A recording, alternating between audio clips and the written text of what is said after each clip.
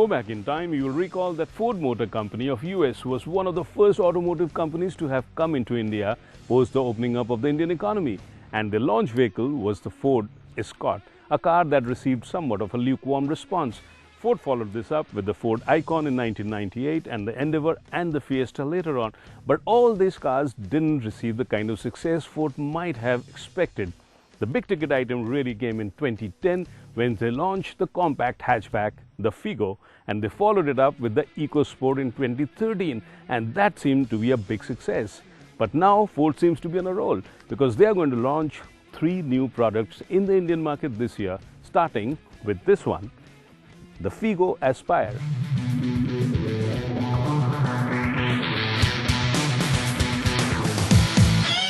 The Figo Aspire is a car which will mark Ford's entry into the lucrative sub-4 meter sedan segment, a segment which, because of its tax benefits, helps manufacturers to price their vehicles better and offers consumers a full-blown compact sedan which oftentimes is no more expensive than an upmarket hatchback.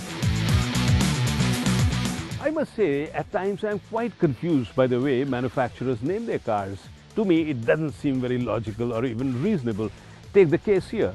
Ford calls this the Figo Aspire, which is a little confusing because there isn't really anything common between this and the Figo, except for the fact that the first part of the name is common. The Figo is a small compact hatchback, this is a full-blown sedan, and this sits on a brand new platform. And everything in this car is actually quite new, and there is hardly any sharing with the Figo in terms of the way she looks and the way she will probably drive. So don't be confused. The Figo Aspire and the Figo are 2 separate cars. If you have a close look at this grille here, you will find that it's a bit familiar. Ford calls this the family look, and they say that most of the cars built on this platform will have the same family look.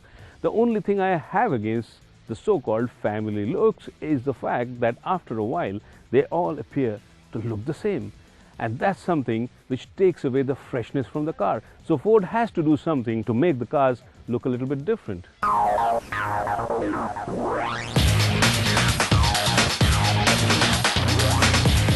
It might have the unmistakable Ford family look, but the large grille does make it stand out and the large headlamps add to it.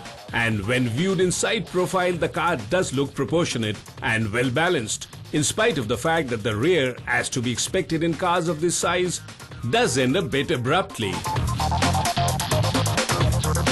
I think it's the rear end of this Figo Aspire which is going to be a true game changer. And I don't say this because this is the prettiest backside I've seen on a car. In fact, this is the most unattractive part of the Figo Aspire here. After all, how pretty can the backside of a sub-4 meter car get? This must be one hell of a challenge for any designer. But what it does have is a boot.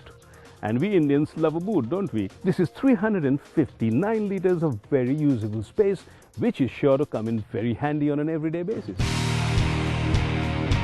But everything said and done, it is the boot which has given the car the much needed practicality factor.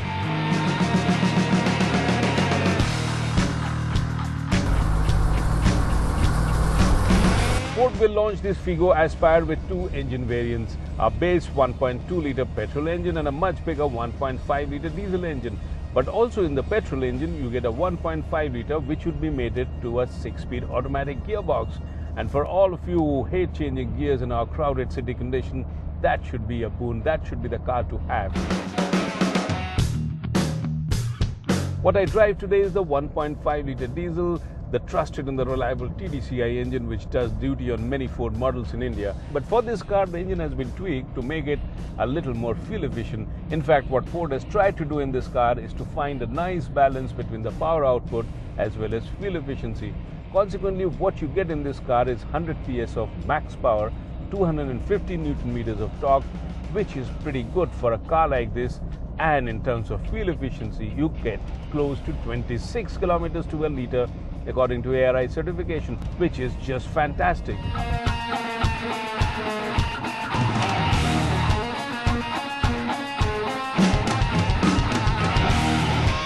Initially, when you fire the engine, you might find it a little noisy at idling, but the insulation has been very well taken care of in this car, and when you are cruising on the highway, There's hardly any NVH. In fact, everything in terms of the noise and the vibration is well under control, and what you get is a really nice drive.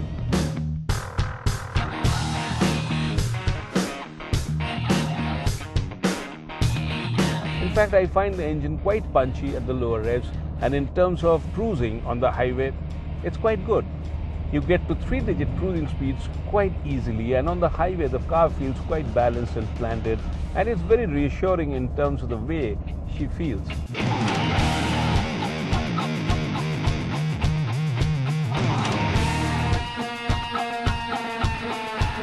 In terms of ride and handling also, this car seems to be quite balanced. It's not so soft that you cannot throw her around corners fast, and at the same time it's not so hard that you get all the bumps filtering into the cabin.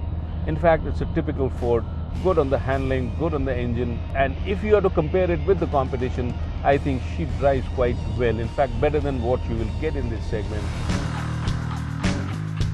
When you start spending time behind the wheel of this car, you realize that everything is quite ergonomic, everything is well within reach, and it's easy to operate the knobs and the controls, and the quality of the switchgear feels quite good too.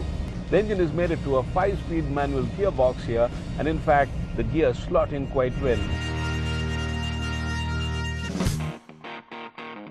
Overall, the impression you get after driving this Figo Aspire is that this is a car which you will enjoy driving. In fact, like most Fords, this is more of a driver's car, and it will prompt you to spend more time behind the wheel than in the rear seat.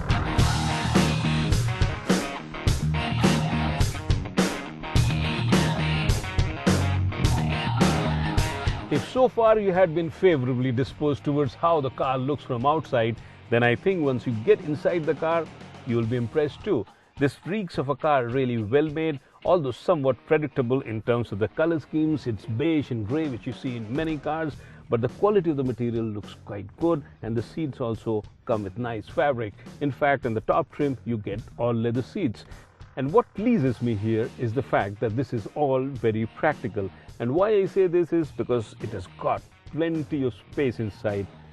This little storage space here, the glove box here, where you can actually store a small laptop, plenty of space to keep your knickknacks, bottle holders, 12-volt socket, even the door pocket is big enough to hold a bottle of water, all very user-friendly, and this is something that you are sure to like when you use this car on an everyday basis. Steering on this trim that I drive is not leather wrapped, but it is small and compact and a 3-spoke affair with multifunction buttons on it, which again will add to your practicality factor.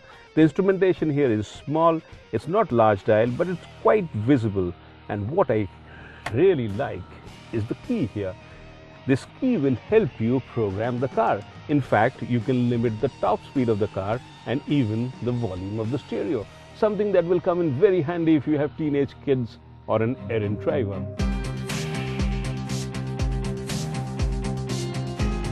Leather upholstery, a fully automatic air conditioning system is what the top end will come with. The Aspire will also offer features like My Ford Dock, which will help you store as well as pair your smartphone, along with MP3 option, as well as hook you up with the satellite navigation system. Features which will help you to stay connected while on the move. Another area in which this Figo Aspire is really going to up the benchmark is in terms of safety. The top trim will come with 6 airbags, and the base trim will also have 2 airbags in addition to the anti-lock braking system, as well as the high-strength steel that they are using in body construction, something that really pleases me because safety is becoming increasingly important. In a small sub-4 meter car, the question on everybody's mind is there enough space?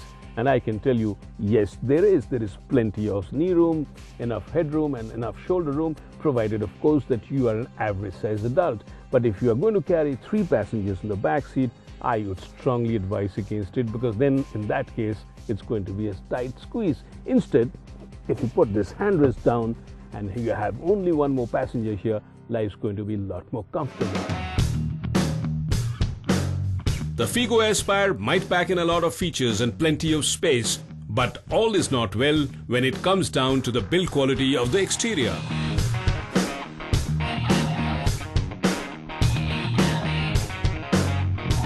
Overall, in terms of the build quality, the Aspire here is built more or less along the lines of what is available in the Indian market today. It really hasn't upped the game much as far as the build quality goes.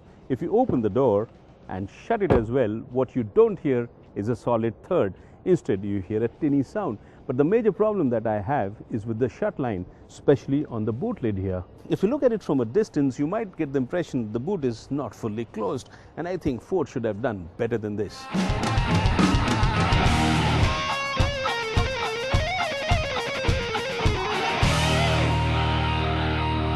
The addition of the Figo to the compact sedan segment in India is not only going to up the benchmark, but it will also give you buyers a nice, viable choice, because this is a car which is packaged rather well. It looks good, it has plenty of space, and it also offers you a choice of engines, a 1.2 litre petrol, a 1.5 litre diesel, and of course a 1.5 litre petrol with an automatic transmission.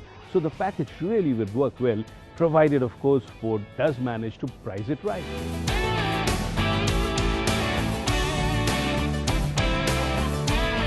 And Ford has managed to price it quite competitively, with the price for the base petrol model starting at Rs 4.89 lakh, while the base diesel is priced at Rs 5.89 lakh, a whole lakh more than its petrol sibling. The automatic offering with the petrol engine is priced at Rs 7.99 lakh.